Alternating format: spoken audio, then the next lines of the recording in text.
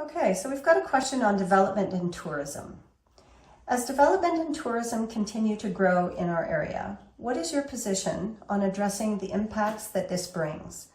That might include lower quality of life for residents, increased traffic, speeding and noise concerns, safety concerns such as limited police services, over-tourism, lack in public facilities, wildlife vehicle collisions, and overall environmental degradation. Can you tell me what have you done so far to address these challenges and what you will do as councillor to ensure a balance between economic development, community well-being, and environmental stewardship?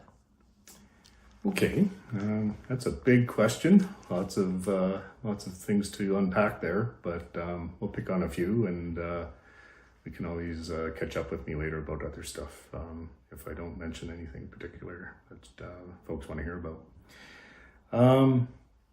The first thing that we did as council was invest in our economic development, and we hired the skills necessary to properly help us as a county in dealing with this. And we knew we had a provincial tourism mandate and strategy that we were an integral part of, and we needed to be informed in order to work well with the province. Not like we're going to say no or can say no, but to seek the best outcome we could for the residents.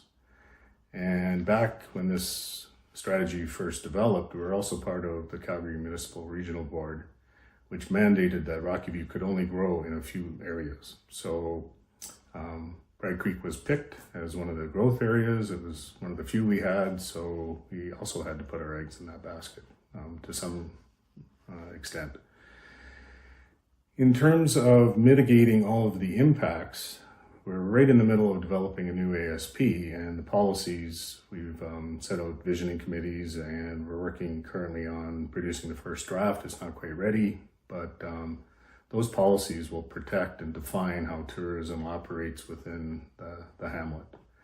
And there's all sorts of interesting things to explore about regenerative tourism, where you actually leave things better off than before you started the tourism, how to make sure you don't price the residents out of the rental or housing market. There's all sorts of potential negative impacts. And it's going to take a lot of work to make sure that that is covered properly in the ASP planning documents.